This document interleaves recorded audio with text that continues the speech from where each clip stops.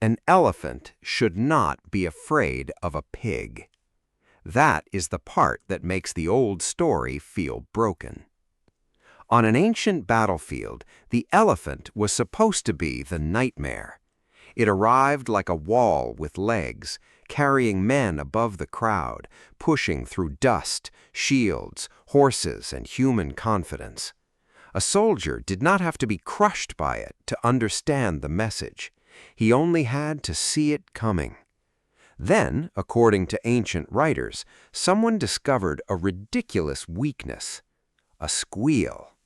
Not a spear through armor, not a heroic duel, not a clever machine with polished bronze gears, just the sharp, panicked sound of a pig aimed at the mind of an animal large enough to flatten a formation. The most famous version is usually connected to the siege of Megara, where defenders were said to have coated pigs with flammable material, set them alight, and driven them toward enemy war elephants. Roman writers and later traditions repeated the broader idea that elephants could be frightened by pigs or boars, so the safest way to tell the story is carefully. Ancient people reported and believed this tactic, even if the details come through old dramatic sources. But the fact that the story survived tells us something important. War elephants were not tanks. They were animals. That sounds obvious until you imagine the battlefield. A tank does not smell smoke and wonder if the world has become wrong. A tank does not hear a shrieking animal and suddenly decide the safest direction is backward through its own army. A tank does not carry fear inside its machinery. An elephant does, and that was the hidden danger of using living creatures as weapons.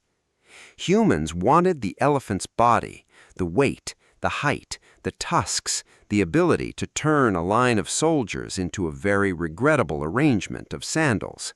But the body came attached to a nervous system.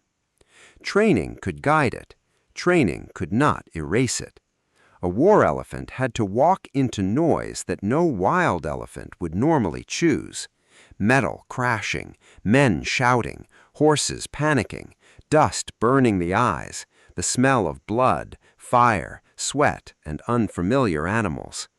A handler tried to keep control, but control on a battlefield is never the same as control in a training yard. Then add the pig. The pig did not defeat the elephant by being stronger. That would be like throwing a spoon at a fortress and expecting the fortress to apologize. The pig worked, if it worked at all, because it attacked the elephant's expectations. A high squeal cuts through other noise.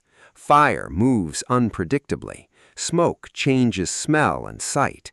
A small animal rushing beneath a giant body creates confusion at exactly the worst place, near the feet, where the elephant must decide if the ground is safe. The elephant did not need to understand the tactic. It only needed to feel that something was wrong. And once that feeling arrived, size could turn against its owner.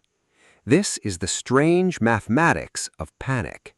A calm elephant is an army's weapon. A terrified elephant is an army's problem. The same body that could break the enemy line could wheel around, crash through friendly troops, scatter horses, and turn a planned attack into a moving accident.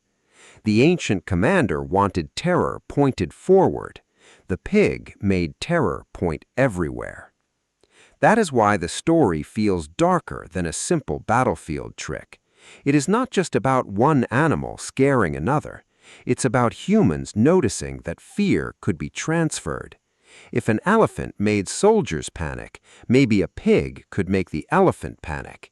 If the giant was a psychological weapon, then the counter-weapon did not need to be giant.